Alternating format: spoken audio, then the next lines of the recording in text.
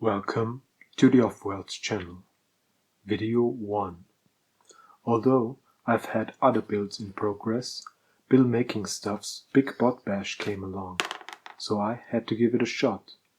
As most will probably know, you start off with the Junkbot generator, rolling a d20 for each part and style. Body, carapace.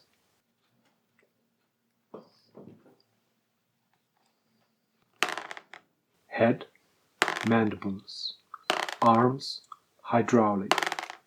Hands, big gun. Legs, triple jointed.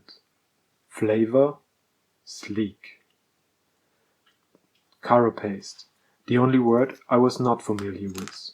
Despite being a huge fan of crabs, a carapace is the upper section of the exoskeleton or shell in a number of animal groups, such as crustaceans and arachnids, as well as turtles and tortoises.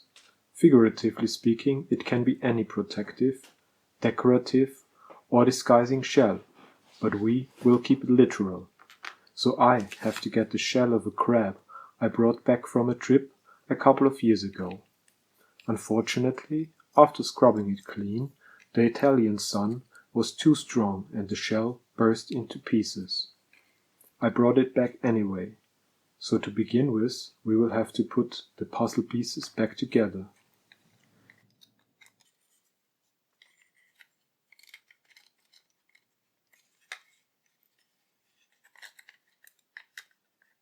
Some fiddling around.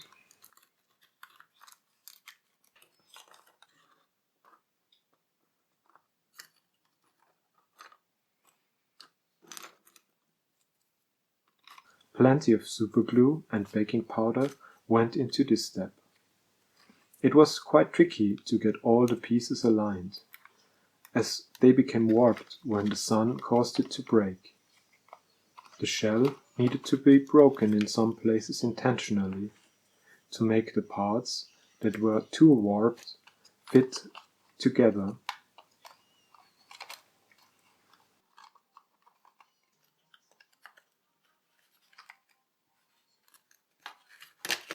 Also, a lot of filing and gap filling was necessary.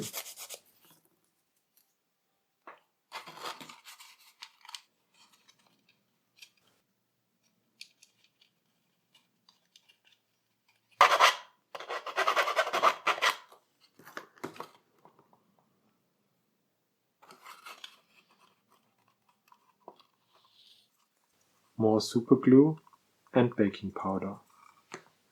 In a build like this, the two bodies, baking powder and superglue, are your best friends. To continue, I go through my collection of plastic junk, wondering what could make up the lower half of the body. First, this candy container and gachapon balls looked appealing, but, as it turned out, they are made from polypropylene, a plastic to which cyanoacrylate, aka superglue, does not like to stick. As an alternative, I found some egg cartons. I had different kinds to choose from. Because of sleek, I went with the smooth ones. I cut off the ends of both sides of the bottom half, also cutting out this inner piece, test fitting which way they would fit best, then gluing the two halves together with conventional paper glue and strengthening the edges with superglue. To adjust the height and strengthen the egg carton, I glue in pieces of chopsticks.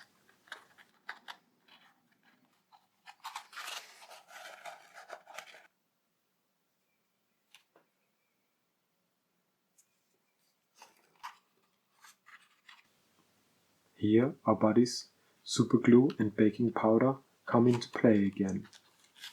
I realize that the semicircle of the egg carton aligns perfectly with the opening on the underside of the carapace. To enhance this feature, I decide to make this the cockpit, heating up a pot with water, an egg cup as a negative mold, a sheet of flat transparent plastic, and another egg-sized object has the positive mold, a golf ball, which are found in a forest. I wait a few minutes until I guess that the heat of the steam has softened the plastic enough. I open the lid and push down the golf ball. The plastic is not as soft as I imagined, so there are a few wrinkles around the edge, which I try to smooth out. I rinse it with cool water to harden the plastic again before taking it out of the mold. The edge is a bit wrinkled, but the main part of the cupola turned out perfectly round. I am very happy with the result. Legs. Triple jointed. I start off with some light fixtures for the thighs, by cutting and scraping off the threading. A pair of chopsticks got steamed, then bent into a curved shape. After drying overnight, they keep their new shape. I use a pencil sharpener and sandpaper to turn them into long, pointy spikes. I'm testing the layout of my triple jointed legs. These grey plastic rings will become the joints. I cut some pens to size. These will make up the middle section of the legs. Wooden beads are glued into the socket of the pens. Both sides are covered with these plastic rings.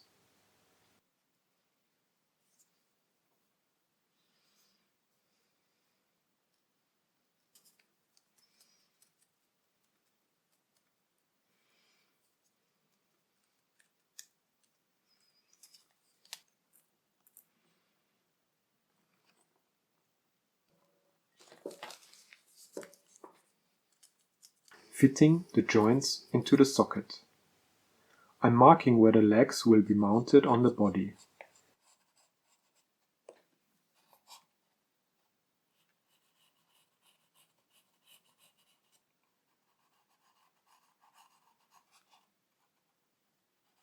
As the metal part comes with 3 holes, I use the big middle hole to screw the fixture to the body, 3 holes on each side, and drip a drop of superglue into each of them to reinforce the cardboard and prevent it from ripping out. The 2 cables that protrude from the lamp fixture are threaded through the small holes.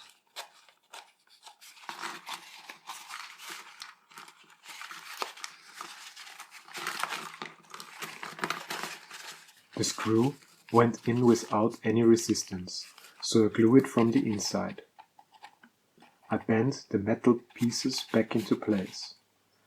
After test fitting, I decided that the middle legs looked too thin and stalky, so I cut them apart. As measurement, I used the end of a travel toothpaste tube and the head of the red pen.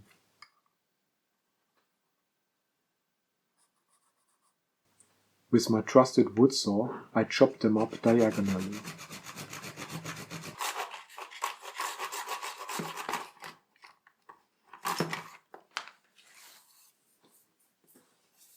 To fix the lower part of the legs, I drill a hole into the wooden bead. I measure their length and drill some holes into the chopsticks as well. For a strong connection between the middle pieces, I drill holes and screw them together. The stripes of the ground insulating tape work as guidelines. I also screw the chopsticks and the wooden beads together for a strong joint.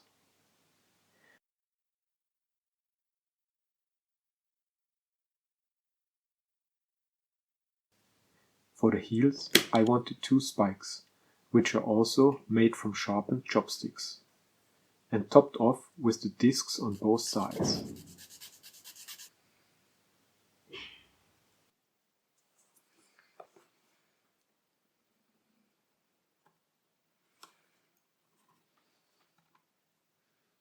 Arms, hydraulic. What better to use than pumps? This one comes from a deodorant bottle. They have some great pieces inside that can be used for other projects.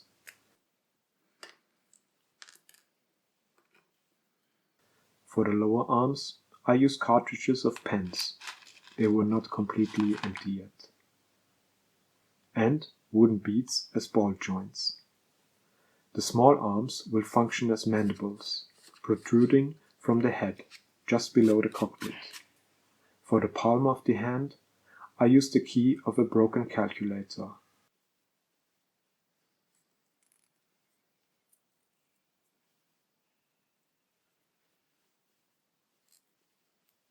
And nails for fingers.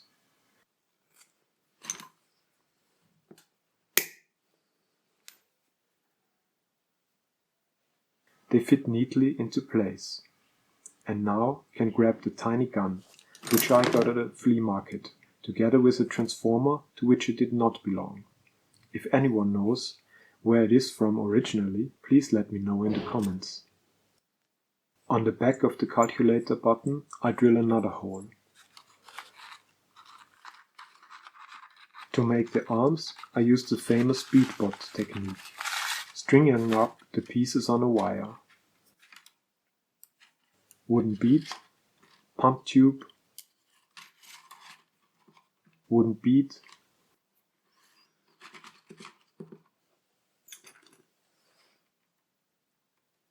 pen cartridge, wooden bead, and the hand made from the calculator button and nails. And on the other side, we do the same.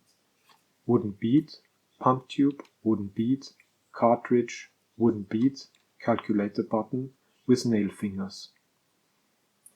You might ask, wasn't hands not big gun? This shiny metal pipe came from another pen. It had some indents that were drilled out to make it the barrel of the gun. I squeeze out the last of my superglue.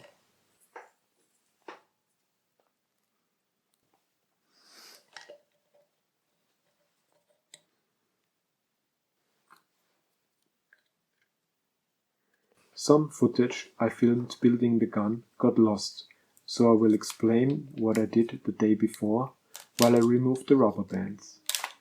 The main parts of the gun are the head of a spray bottle and the tube from magnesium tablets, another pen piece as a scope, and the connections were filled with soft cardboard and wood glue that needed to dry overnight, then filed smooth. In general, I'm not a big fan of gun hands, so there will be hands holding the gun, and a grip to hold on to.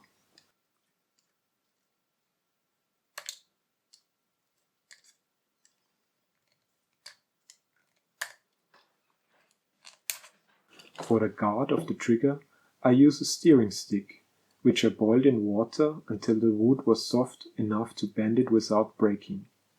I could have given it a bit more time, but it worked well enough.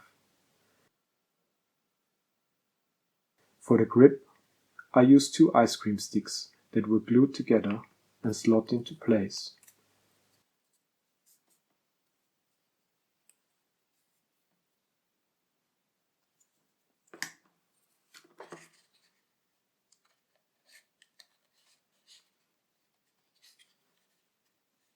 This tiny fragment was a cut-off from the spray bottle. I thought it would make a neat little trigger. I drill a hole to fix the trigger, and I drill another hole to thread some wire around the grip.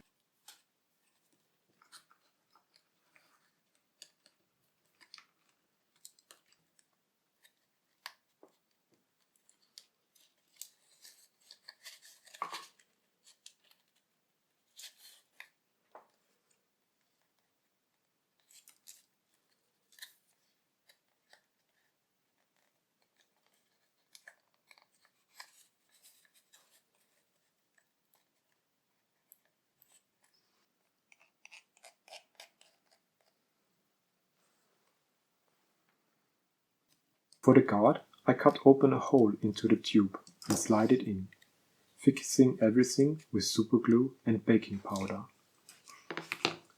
I shorten the grip a little bit and finish off the end with another piece of steering stick.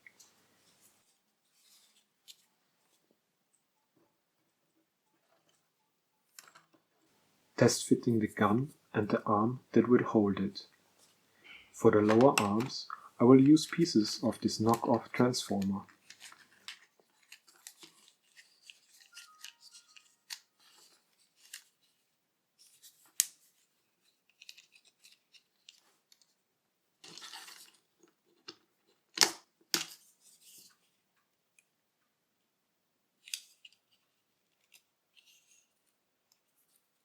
The grey ends of the transformer arms fit smoothly into the pen tubes. As the ball joints are movable, I want to keep this feature. The tiny arms that are built into the doors get removed. For the shoulder joints of the big arms, I will use the biggest wooden beads I have in my collection. And with the tiniest pencil, I am able to mark the location through the middle of the hole.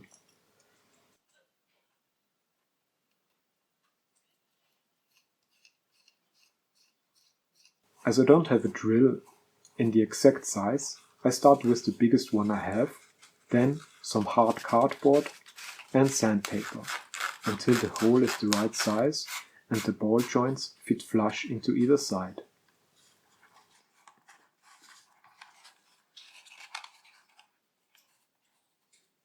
The upper arms consist of pen tubes, some cardboard and wood glue. The top part are heads of deo spray bottles. I cut a strip of paper to hide the ribbed features on the largest rim of the deo spray heads, to hide the remains of the threading. I fix another strip of paper around the threading on the light fixtures.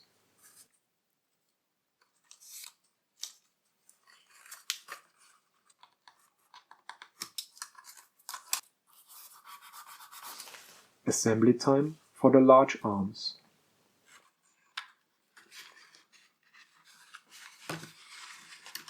Another wire through the two big holes. I'm starting with the big wooden bead, spray head, cardboard pen tube, and the transformer arm, nearly ready to hold the gun.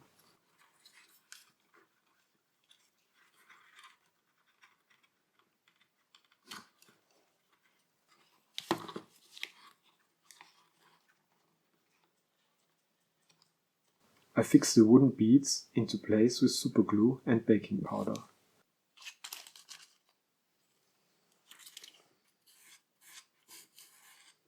Before I fit in the big gun, I want to tidy up those knees. They look a bit empty. I take a stereo wire from a broken cable, cut them to size and squeeze them in.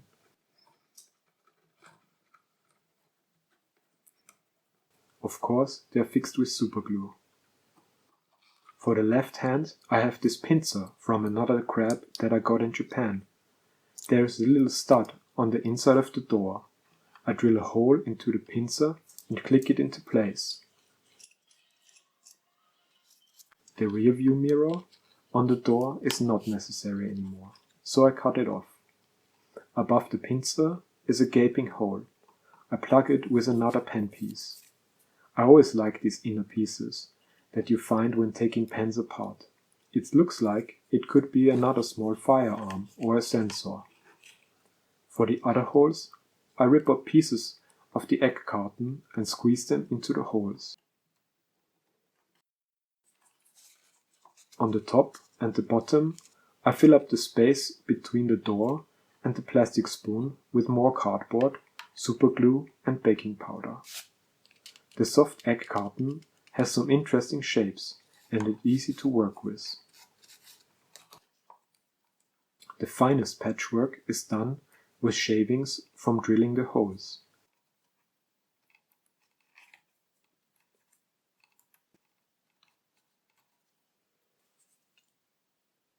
To blend the technical features of the doors with the organic look of the shell, I draw on some lines and dots of superglue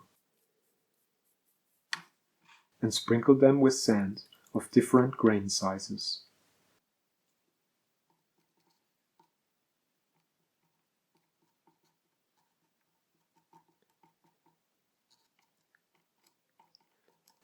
Some more sand and some more superglue.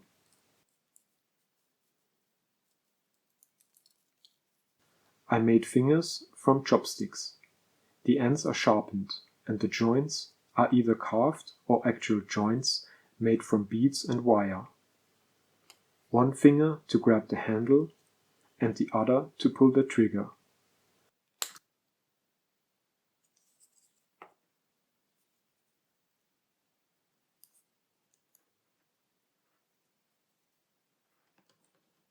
I glue them into the side of the door.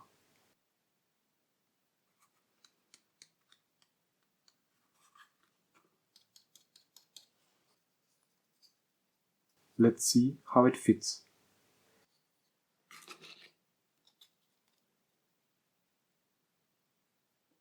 This door gets the same glue and sand treatment to pull the aesthetics of tech and organic together.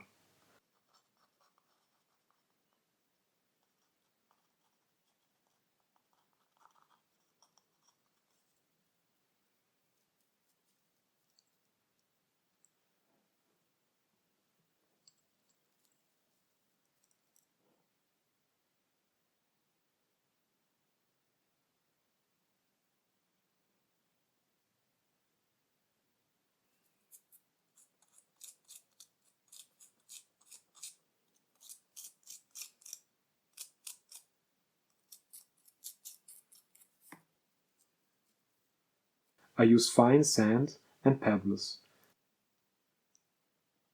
And finally sprinkle some baking powder on top of it to lock it all in. This piece of chopstick is there to make the big gun rest evenly on the hand. I drill another hole into the hand and drill out the end of another piece of chopstick.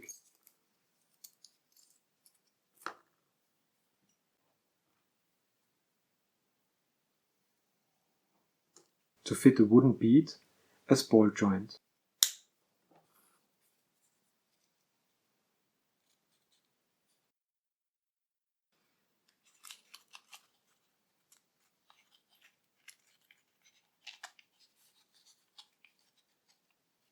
I test fit the big gun and glue the thumb into place.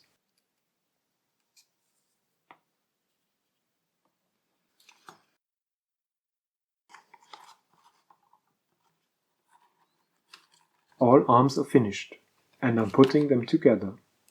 Now I just need a few more details. One of my favorite pieces are capacitors. They come in various sizes and can be found on any old electronic pieces, enhancing the sci-fi look of every build. They could be gyroscopes, tanks, containers, or just very big capacitors. The bigger ones go on the side of the body. To fix them in, I poke 2 tiny holes and glue them in. The small ones cover the end of the screws that hold the middle legs together.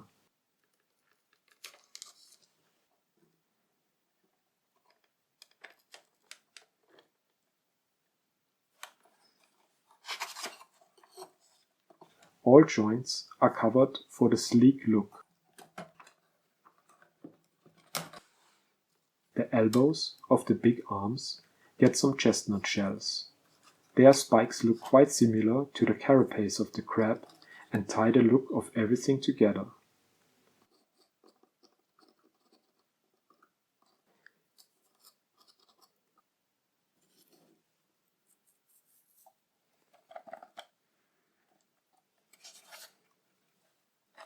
Construction complete.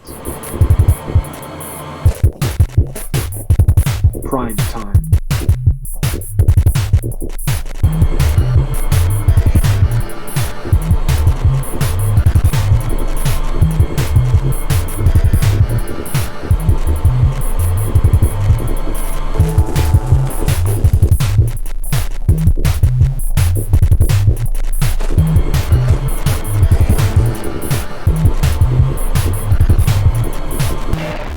Follow to see me paint it in part 2.